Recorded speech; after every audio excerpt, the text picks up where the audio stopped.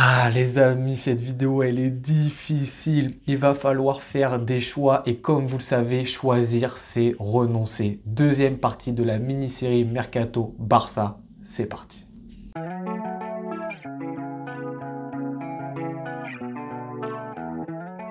Les amis, très heureux de vous retrouver pour cette deuxième partie de la mini-série Mercato Barça. La première partie était consacrée au poste qu'il fallait absolument renforcer du côté du FC Barcelone. Cette deuxième vidéo est plutôt consacrée à comment est-ce qu'on va recevoir des liquidités pour justement acheter et se renforcer. Très récemment, Laporta a annoncé que le retour du 1-1 du côté du FC Barcelone allait se produire. On espère que ce n'est pas une promesse qui sera vaine et avec le retour du 1-1, le FC Barcelone a la possibilité déjà de ne pas vendre. On n'est pas obligé de vendre pour rester en vie, entre guillemets, un peu comme les années précédentes. Mais maintenant, on l'a dit, on a quand même des objectifs sportifs à accomplir et on a aussi des manquements sportifs.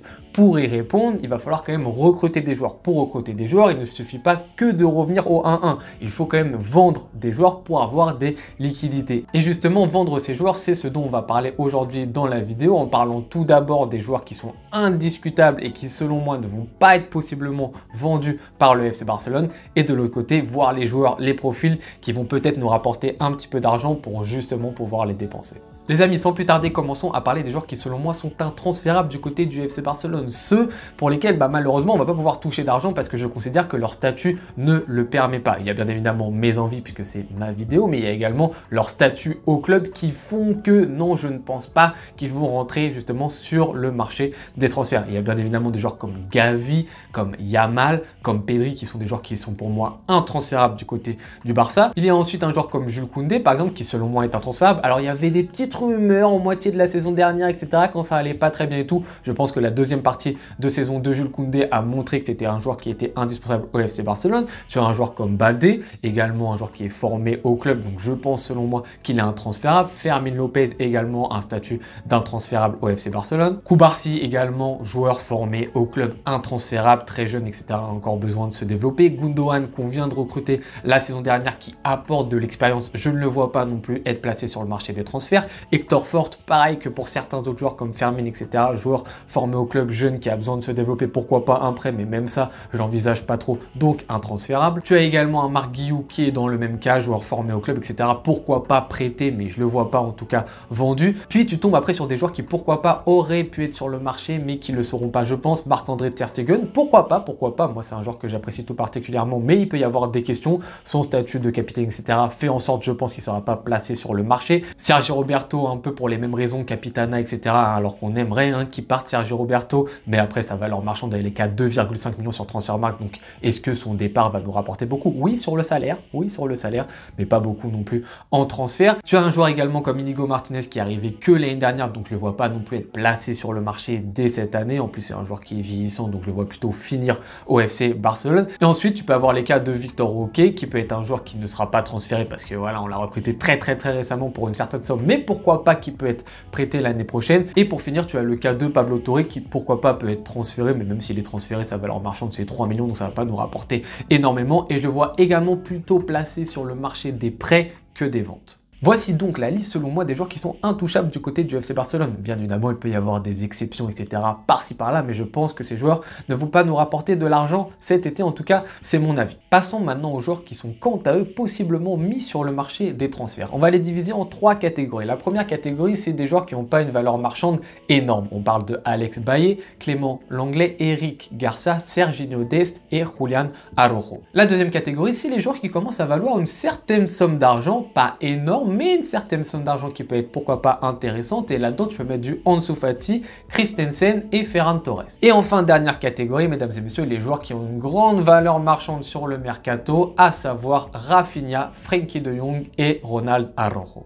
Intéressons-nous pour commencer à la première catégorie. En tout premier lieu, Alex Bailly. On en a parlé dans la vidéo des retours des prêts, etc. C'est un joueur pour moi qui ne doit pas être placé sur le marché des transferts. C'est un joueur qui peut s'améliorer. Pourquoi pas le faire franchir une étape supplémentaire en allant dans un club et être prêté dans un club de première division espagnole. Ça peut être intéressant. Pourquoi pas doublure de Baldé sur le côté gauche. Mais pour moi, il ne rentre pas sur le marché des transferts. Il a mérité d'avoir sa chance au FC Barcelone. On passe ensuite au cas Clément Lenglet qui, bien évidemment, doit dégager de mon club. s'il vous plaît, faites-le partir le plus vite possible. Le problème de Clément Lenglet, c'est que son salaire est énorme au FC Barcelone et bien évidemment qu'il s'y sent bien, que lui, il n'a pas envie de partir parce qu'il est tranquille avec son salaire, zéro problème, et que les autres clubs, bah pourquoi pas possiblement payer le prix d'un transfert, mais ensuite payer ce salaire-ci, c'est très compliqué. Donc forcément, sa valeur marchande, elle va baisser. Sur Transfermarkt, il est à 10 millions. Moi, je le vois pourquoi pas partir, mais il partira aux alentours, je pense, que de 5 millions d'euros. On arrive ensuite sur Eric Garcia qui a fait, on l'a dit, une très bonne saison à Girona. Très bon prêt, très concluant, etc.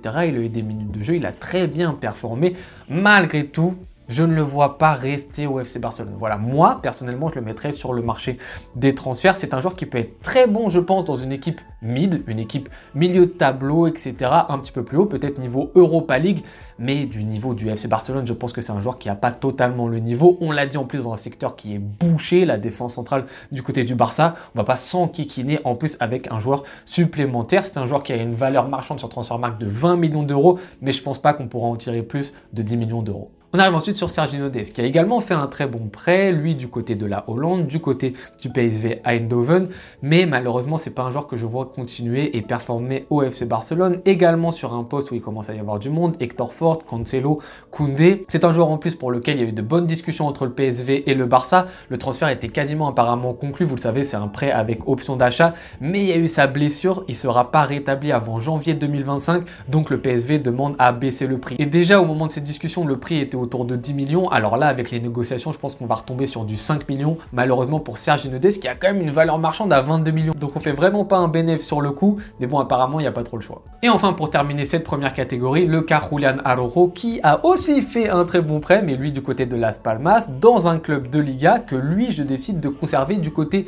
du Barça. Pourquoi pas un prêt? Pas de souci, dans un club encore une nouvelle fois supérieur à Las Palmas, ça peut être intéressant pour lui, mais je le vois pas vendu. Voilà, c'est un joueur qui a montré de belles choses dans le championnat espagnol. Conservons-le, donnons-lui plus de minutes de jeu avec un prêt, pourquoi pas, mais pas une vente tout de suite. La catégorie des joueurs à faible valeur est donc terminée. On remporterait, entre parenthèses, un pactole de 20 millions avec ce type de vente autour de ce type de joueur. Passons maintenant à la catégorie du milieu et commençons tout d'abord par Ansu Fati. Un cas qui divise. Oui, il faut lui laisser une chance. Attendons la pré-saison. Non, il faut le vendre immédiatement.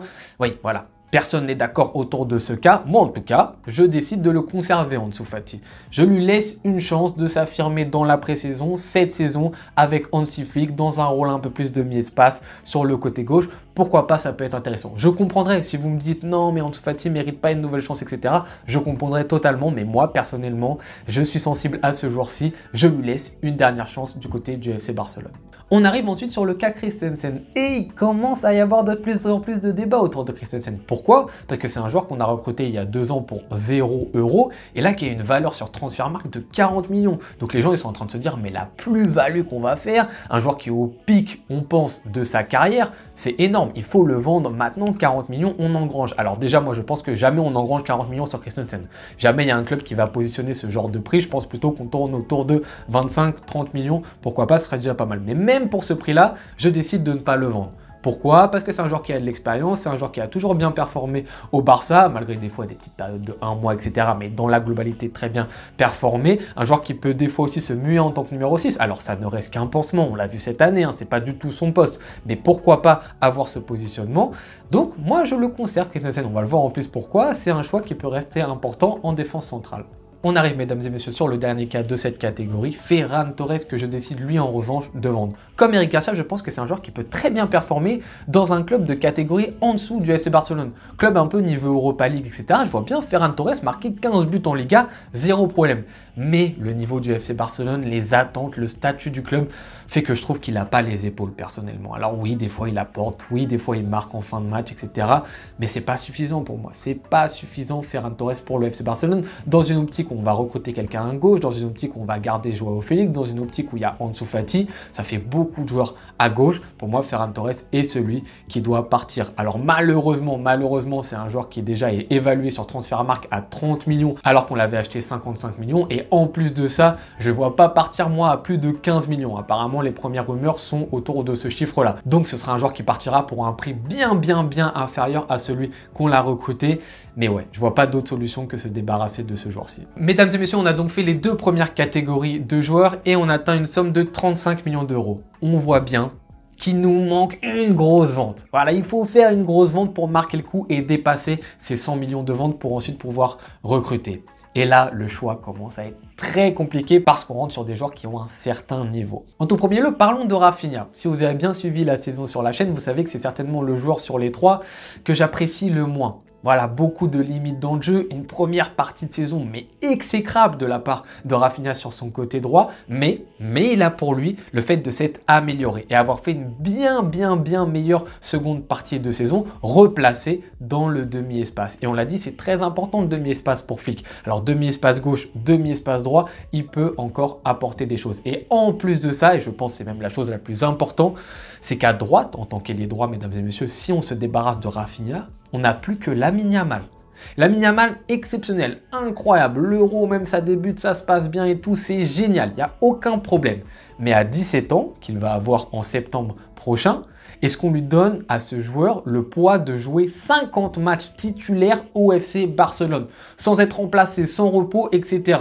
Non, on ne peut pas se permettre ça. Donc on est obligé d'avoir un joueur de secours que sera Rafinha, qui pourquoi pas même des fois pourra se placer sur le côté gauche, mais essentiellement être remplaçant de Lamine Yamal. Oui, les statuts ont changé par rapport à l'année dernière, parce que l'année dernière c'était Rafinha titulaire et Lamine Yamal en septembre qui était son remplaçant. Cette saison, ça va changer, les statuts vont être différents, mais je ne peux pas me permettre de mettre Lamine Yamal jouer toute la saison, 100% des minutes, 100% des matchs. Si vous me dites on recrute un aile droit d'un certain niveau, ok, pourquoi pas, mais là, entre guillemets, on l'a déjà avec Rafinha, donc autant le conserver pour moi. Et enfin, mesdames et messieurs, on arrive sur le choix. Le choix ultra difficile entre Frenkie de Jong et Araujo. Vous voyez très bien, j'ai le maillot de Araujo, j'ai également le maillot de Frenkie de Jong. Ce sont deux joueurs que j'apprécie tout particulièrement.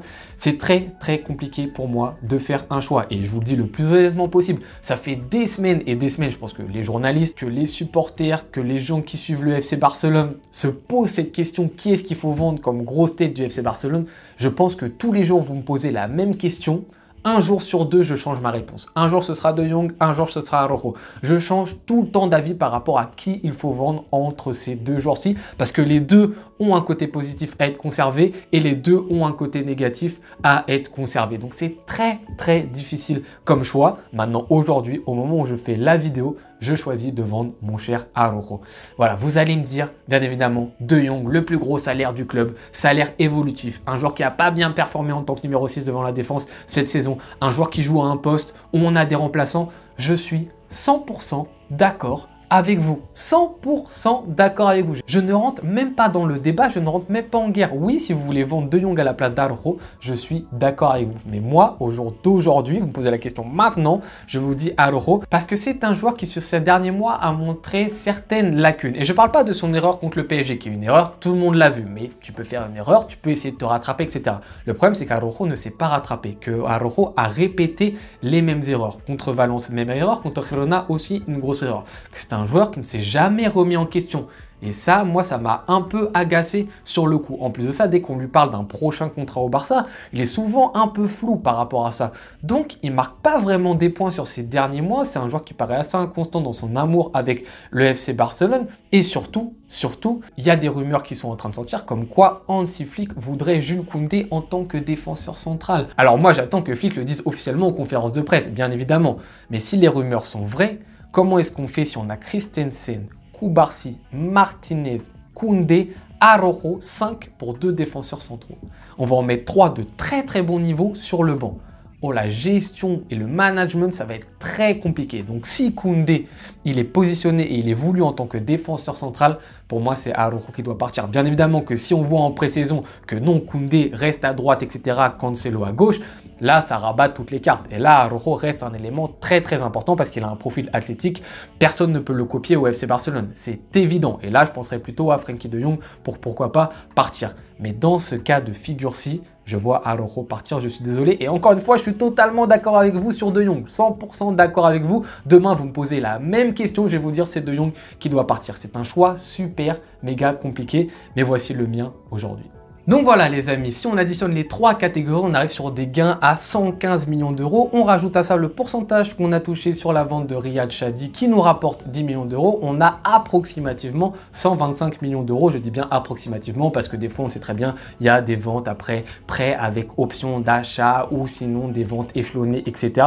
Donc ça peut un petit peu changer. Mais en tout cas, 125 millions, ça peut être intéressant. Et au départ, donc, on part avec cette équipe, avec tout notre effectif global. On l'a dit, avec des manquements à certains postes. Avec les ventes que j'ai proposées, on arrive donc à cette formation où là on va pouvoir recruter des joueurs qui justement pouvoir combler ces manques. Maintenant la question c'est est-ce que cette équipe, cette nouvelle équipe entre guillemets qui est très théorique et hypothétique pour l'instant est meilleure entre guillemets que celle qu'on a avec l'effectif global actuel avec des petits joueurs en moins à droite à gauche, un gros cadre en moins, mais certaines zones de jeu quand même où ça s'améliore nettement. À vous de me répondre en commentaire. Moi j'estime que c'est un petit peu mieux quand même si on perd certains joueurs. Mais je peux comprendre que certains diront bah non, faut quand même conserver l'effectif actuel et on se débrouillera très bien avec, ce que je peux totalement entendre. Mais en tout cas, moi, mon avis est plutôt d'avoir ce petit nouvel effectif. Comme je l'ai dit au début de la vidéo, oui, c'est compliqué et oui, il faut faire un choix et choisir, c'est renoncer. Donc typiquement, moi, Araujo, c'est un joueur que j'affectionne tout particulièrement, De Jong aussi,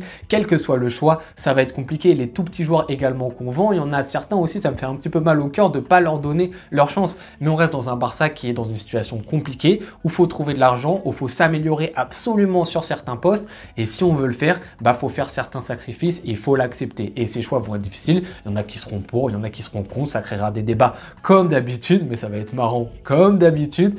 Mais voilà, c'est pas facile, on le sait, mais essayons de voir ce qui va se passer aussi en fonction de ce que voudra mettre en place Flick. Parce que là, on est en train de dire des si. À tout moment, Flick, il a son idée en tête et c'est lui qui décidera. En tout cas, il faut lui donner les pleins pouvoirs pour. Voilà les amis, c'était sa deuxième vidéo de cette mini série autour du mercato du Barça. Maintenant, on va très vite arriver sur juillet. On va voir concrètement ce qui se passe du côté du Barça. Ça va être ultra intéressant. Je vous souhaite bonne journée ou bonne soirée en fonction de quand est-ce que vous regardez cette vidéo. À tout bientôt les amis. Ciao.